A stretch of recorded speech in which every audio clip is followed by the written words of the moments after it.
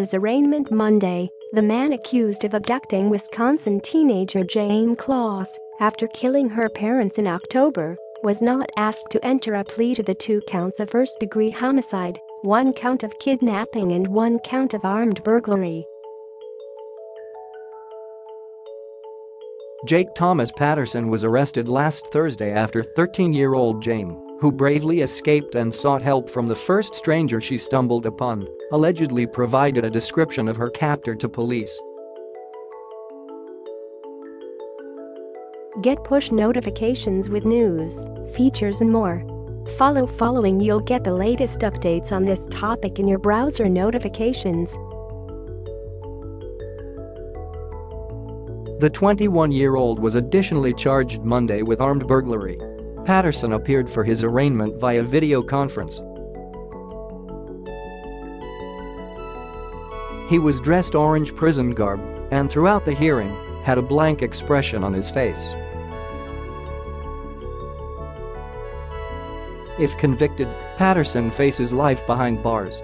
The judge ordered a DNA sample be taken from Patterson and ordered him held on $5 million bail. Prosecutors alleged in court Patterson stole license plates off of another car, affixing them to his vehicle so he could avoid detection from the police. He also allegedly bought a mask to wear the night of the murders and kept the shell casings, removing them from the crime scene. The state also argued Patterson shaved his face and all of the hair off his head and, under questioning, told police he would have killed anyone inside the Claus home the night of the abduction, including children, because he allegedly said he could not leave any witnesses. 2 male members of Patterson's family were in attendance at the arraignment. As the older man, who appeared to be the suspect's father and was heard sobbing, was walking out, a reporter asked, "Mr. Patterson, did you know this was happening in your house?" The older man simply shook his head no. The other man, who appeared to be the suspect's brother, was also crying during the arraignment.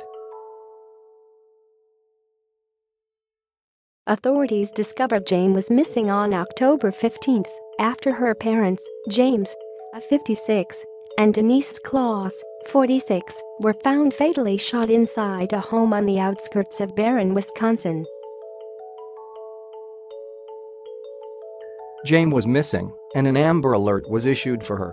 In the criminal complaint, obtained by People on Monday, Patterson alleges he became aware of Jayme when he spotted her boarding the school bus outside her home one morning. He allegedly told investigators when he saw Jayme, he knew that was the girl he was going to take. According to the complaint, Jayme was asleep in her bedroom the night she was abducted. The complaint describes how Patterson dressed in black that night. Later, it details how he kept her hidden for 3 months. Police claim he admitted his guilt to detectives. Patterson, who is unemployed, was not on the radar of investigators and had no criminal history in Wisconsin, authorities have said.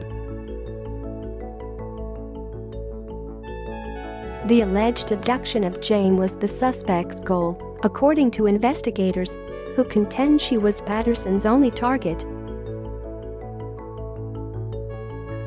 Police have revealed Patterson had no prior contact with Jayme's parents before allegedly killing them, even though the three appeared to have worked together 3 years ago for one day in the same Jennie-O turkey store in Barron.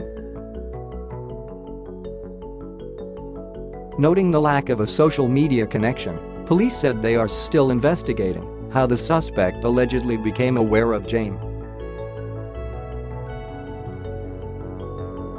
Police believe that when the suspect was stopped in his car by police last Thursday, he was out looking for Jayme. Officials have said the suspect allegedly used a shotgun and have confirmed Jayme witnessed the killings before being abducted. They ruled her out as a suspect soon after she was kidnapped. "This is a very tragic situation," Patterson's lawyers said in a joint statement, according to local media reports. There is a substantial amount of information, interest, and emotion involved in this case. Mr. Patterson's legal team will be relying on the integrity of our judicial system to ensure that everyone's rights are protected and respected. People has reached out to the two lawyers for additional comment. Patterson, who is being held in the Barron County Jail, is scheduled to return to court for his next hearing on February 6 at 11 a.m. local time.